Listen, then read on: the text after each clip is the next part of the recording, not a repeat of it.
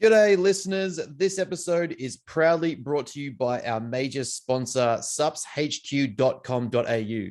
Use code BENS15 at checkout to receive 15% off on your next purchase.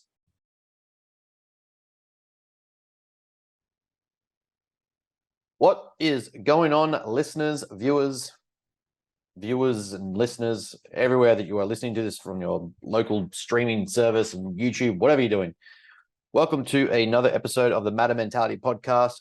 This time we are touching back on something or a segment that we were doing for a little while there and just got far too busy. Now I want to get back onto because things are definitely changing and I want to update and keep that process going. So this is one of our business updates and our current whereabouts and everything that we are doing, and a bit of an in-depth explanation as to how we got there. So we are now a week back from our or less than a week now, but by the time it's probably viewed, Ed, it will be about a week or two from our trip to America. Now, this was entirely a work trip, a networking, resource developing, connection building process that was 6 months in the making, with the intent to basically start the expansion of Matter as a company into the United States. Now, this was, of course, the Coach Catalyst Super Coach Summit, where I was a presenter, one of 20, on unique skills and basically your business developing systems. So there were speakers on sleep, there were speakers on taxes and finance, there were speakers on high performance coaching, there were speakers on body composition, lifestyle change, rapport, and how to interact with your clients and build community and systems better. So having the ability to stand amongst the educational, I don't want to say elite, but definitely elite in what they do in America was definitely a humbling experience for myself. And as a team and system to go over there was definitely it was basically a 5-year goal that we had achieved in sub 2 years. So to be able to do that was definitely a humbling experience for us both. And as a company, something that we did not expect to happen so soon. But what was it? Basically, the big thing I want to drive home and sort of expand on and touch on is understanding the power of opportunity and being prepared to say yes is something that I think a lot of people misunderstand. And people tend to say, play it safe and be restrained and be conservative and make sure you're looking in the short term and all that sort of jazz.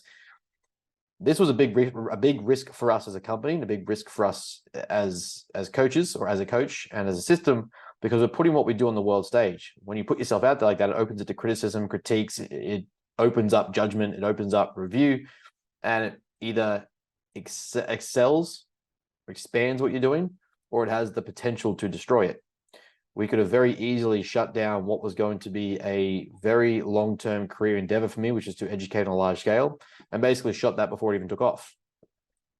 The potential risk, though, to us, both financially, educationally, expansionally as a company, did not outweigh the potential risk that we saw in the future by taking this opportunity. One of my favorite quotes is based on the old, the luck is when opportunity meets preparation. We made sure, ensured that over the last 6 months, in this unique opportunity that came up, that we would be nothing short of prepared, so that when we landed, the opportunity was not wasted. That is not luck. That is just something that we have put into practice for a very long time. It's something we've been working on for a very long time. And it's something that I gave a lot of effort and attention to in making sure that what I delivered was going to be so much value and information that it blew people away, that we were willing to give that away for free. There's a lot of risk that comes with that. Again, people aren't willing to give that away. People aren't willing to be transparent. They don't want to be open. They're not willing to give that level of resource away, with the premise that it might hold secrets, or it might ruin their business, or it might take away from them as a system, as a coach, or whatever it may be. That wasn't worth it to me. Keeping that under lock and key and not being able to present that much information didn't make much sense.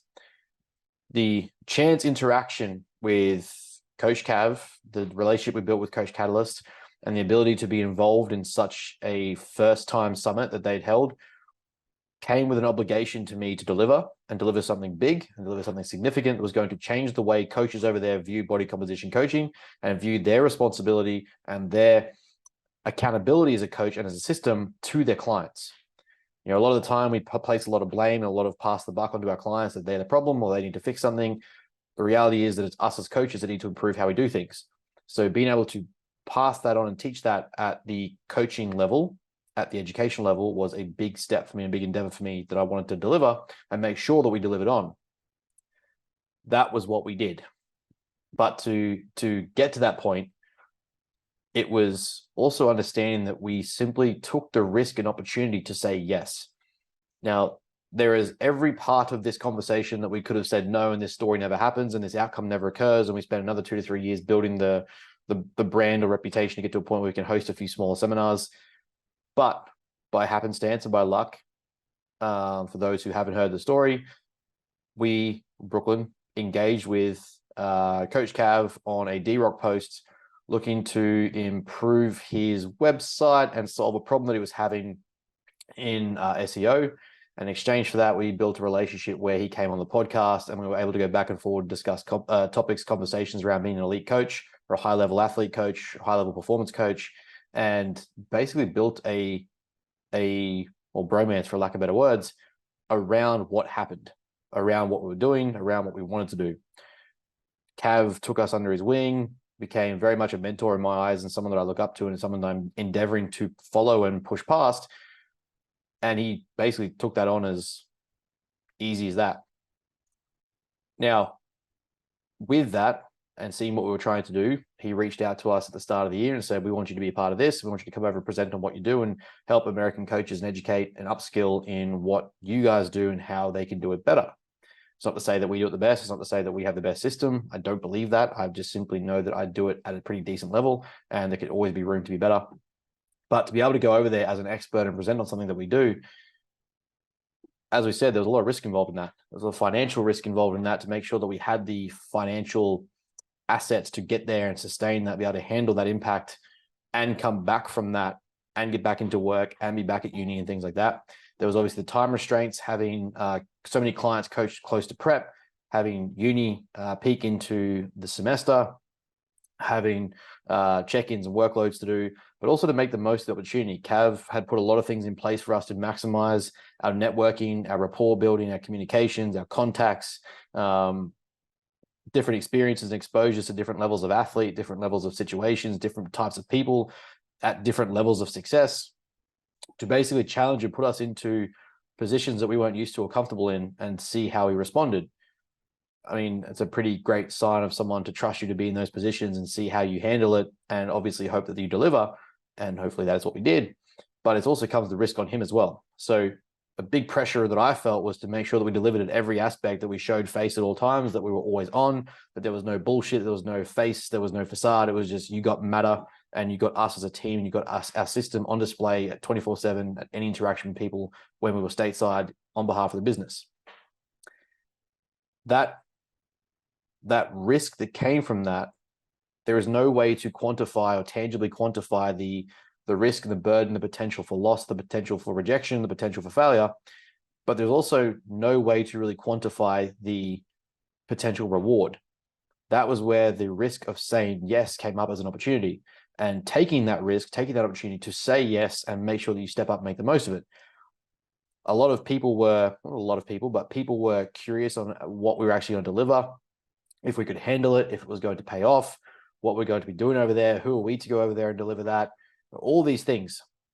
But at the end of the day, it came down to the simple fact that an opportunity presented itself and we said yes. We said yes the minute he asked, and just we would find out and figure it out when the time came. We would make it work, we'd make it happen, we would facilitate, it doesn't matter, we would get there and do the job.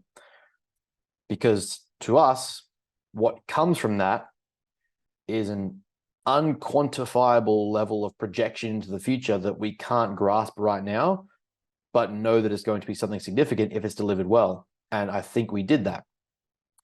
I think too many times, a lot of people in their careers and their pursuits and their endeavors and goals get to these fork in the road, pivot in the road sort of moments and say no. Now, when you get to these turning points, when you get to these forks and these choice points where you simply get to say yes or no to a situation, you get to say yes or no to an opportunity. Yeah, it's safer to say no and stay comfortable and say, look, we're just going to stay here, and financially it's smarter to stay in Australia and we don't have the finances to handle such a large chunk of money going with the not a sudden return of investment. But at the same time, then you're only ever going to be seen as the person who stayed safe and stayed in that position.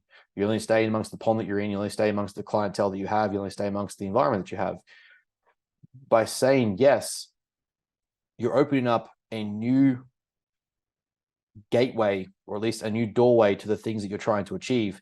And the idea when finding mentors, when finding people in the right places and finding people that are above you and where they're going, is that they should be able to help you shortchange the distance from A to B, not make it harder or worse.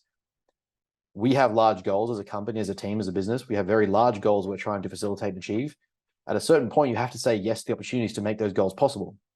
The more you say no, the less those opportunities will present, because only so many times will people offer you an opportunity to step up and you not be able to do it, or say no and not do it at all. So getting to that position and saying yes and making that pivotal choice to say, from this point onwards, the business is trajecting in this direction. We are heading down this path, and this is now where we go.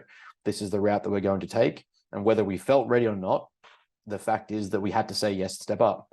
If you ask myself individually as a coach, as an educator, and as someone who's been educated, the comfortable position for me would be to say that I'm never going to be ready, that I would never be ready to be in a position to be able to say yes to that I would not be comfortable on stage presenting to 200 people amongst other coaches and educators and business entrepreneurs. I would not be ready for that. However, the growth side of me and the growth side of our business as a team recognizes that in order to get to where we're trying to go and not have to spend 5 or 10 years doing it, is saying yes to these uncomfortable opportunities, because they're going to force us to get better. Now I know before our next presentation that I need to work on XYZ that I may not have found out for another 2 to 5 years. But because we said yes to this opportunity, the worst case scenario, we receive feedback in ways in which we can improve to amplify and enhance our presence on stage, our presence in delivery, our ability to deliver results, our ability to deliver context and communication. All of those things will improve me next time I'm on stage and delivering a topic or a content piece that I'm informed on and can help people improve with, which will then amplify us even further. If you're not willing to say yes to that and you're struggling to break out of that comfortability mold, how do you ever expect to get better? And that was the kind of big takeaway that we need to have as a review from this trip. And something that I want all listeners to understand when it comes to business and growth and projections and trajectory, is that the rate at which you expand, or the rate at which you grow, will be directly impacted by the rate of effort that you put in and the ability to push past discomfort for a period of time that you're willing to push past it. If you're only going to push so hard and push so far that you're still comfortable in what you're doing and you still feel safe and secure, the likelihood is that your business will reflect that and the effort and intensity you give towards that.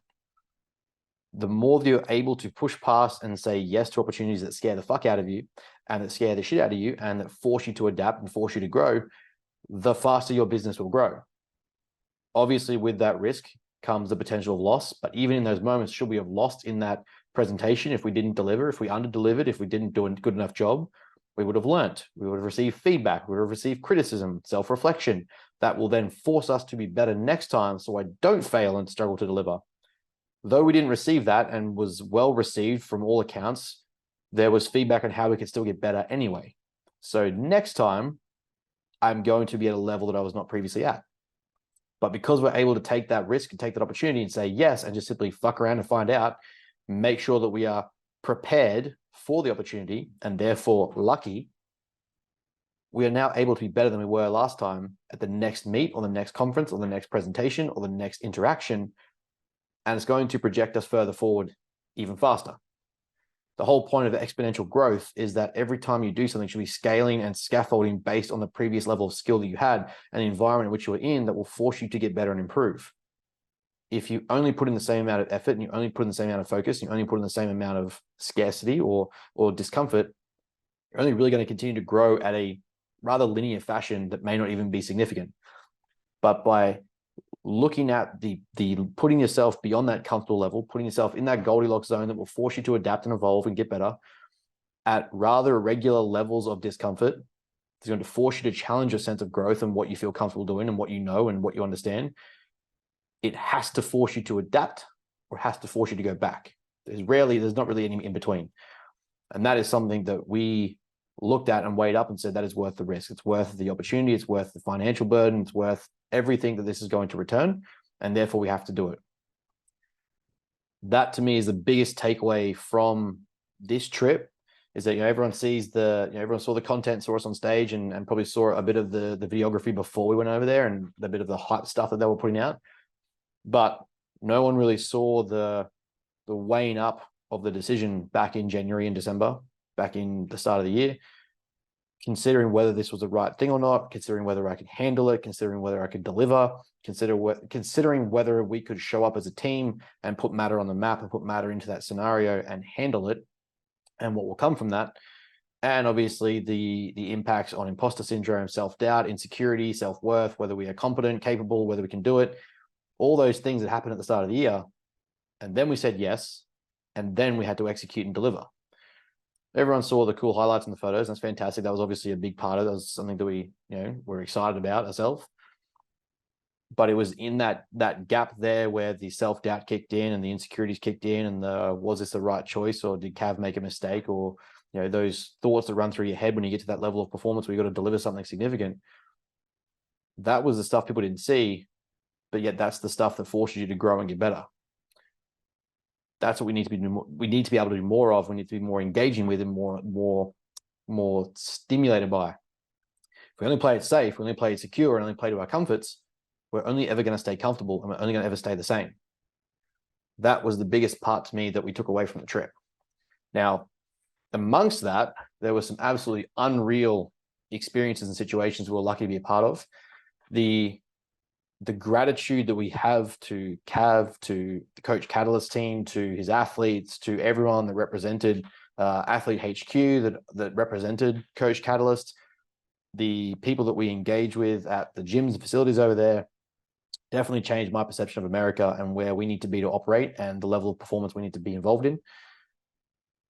But to be able to engage with at the highest level, professional athletes, NFL athletes, pro bodybuilders, to be able to be in environments and situations where we're speaking with such high-level speakers, high-level educators, high-level presenters, and be welcomed, be involved with, be criticized or critiqued or given feedback or given review on. None of it was with negative connotation. None of it was with negative reflection. None of it was with ill intent.